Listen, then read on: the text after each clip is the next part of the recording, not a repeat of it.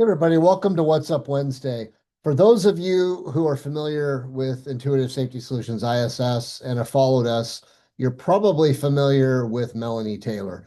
Melanie's been with us since May of 2012, so coming up on 14 years this May. And up until just recently, she was our resource manager. And as part of her role as resource manager, she would support all of our field consultants. And one of the things that she did on a weekly cadence was she generated and continues today to generate a toolbox talk. So I found it kind of interesting today or this week when she sent out the toolbox talk that identified a safety leader in comparison to a Swiss Army knife. And I thought it was really interesting, and I thought I would share it with everybody. For those who don't already follow the ISS LinkedIn company page, please do so. You'll find these things posted there. But Melanie sends out some really terrific stuff that can be shared with the field. So, in her kind of comparison of a safety professional to a Swiss Army knife, which I don't believe was necessarily was her original idea. She just really liked the comparison and kind of put something together that was really creative. So, not all of the components that she listed are actually part of a Swiss Army knife, but you'll get the idea here. So first off, we kind of start with the blade of the knife, which is kind of your core safety knowledge. And every safety professional has to have a pretty good understanding of regulations and requirements. They need to understand topic-specific areas such as fall protection, electrical safety, confined space, whatever they may be. There are so many, we can't really list them. And they have to have the ability to interpret and apply standards.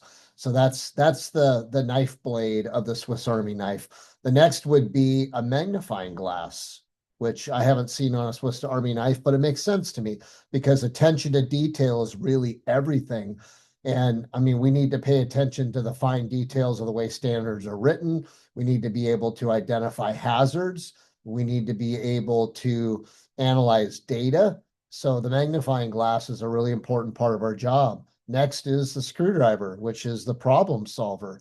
This helps a safety professional kind of bridge the gap between actual operation or work, as completed versus expectations, standards, and compliance. And it also helps us to kind of adjust our processes to be able to address hazards and to be able to accommodate safe work. The third piece would be the scissors. The scissors help us kind of cut through the noise.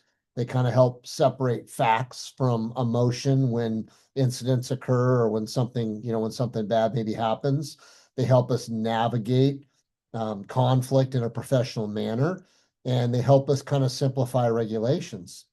The next piece of the knife is the multi-bit tool, and this kind of represents adaptability. It helps us to be able to speak to people at all levels, from the field to executives within the organization. It helps us be able to create metrics and deliver those metrics in order to limit our liability and drive our bottom lines. The next item would be a compass. A compass is all about moral courage. And anybody out there who is a BCSP credential holder knows that as part of our CEU requirements, we have to take an ethics course. And I think, moral compass and courage are really, really important in this profession. We need to know when to hold the line. We need to stop work when necessary.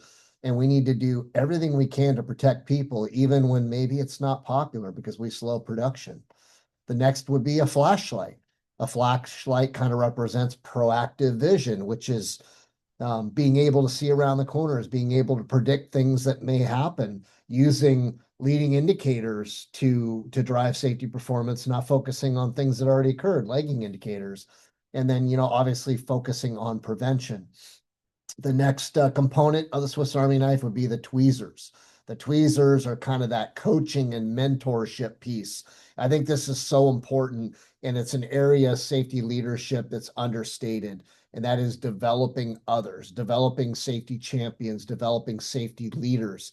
It kind of helps us in the process of not only correcting behaviors, but driving strong culture. It helps us develop our supervision, our foremen, our superintendents, our floor supervisors, and make those people safety champions, like I mentioned. And then it also builds more of a sense, it helps to drive a sense of ownership and not so much dependency. And then finally, the last component of the Swiss Army knife is the saw. The saw represents resilience, and resilience is our ability to handle tough conversations, to embrace conflict when it comes up, to be able to manage serious incidents and come through those with lessons learned and a positive tone, and not negativity. And also it allows us to kind of stay steady when stakes are high, emotions are high, and things are tough. So think about that. How, as a safety professional, do we compare that Swiss Army knife? And I think the safety profession is under heralded. I think, when it comes to leadership, oftentimes your safety professionals within an organization are some of the most dynamic leaders in the organization, but they're often not given credit for all that they do. So I think the fact that we help save lives, I think the fact that we drive culture, that we change the way that people view things, we change behaviors, that's reward in itself. It's not maybe as obvious to some as other positions within an organization, but I think there's a lot of satisfaction that comes from knowing that we're doing the right thing. So hopefully you see some value in that. Check out the ISS LinkedIn page, follow Melanie's posts, and we'll see you next Wednesday.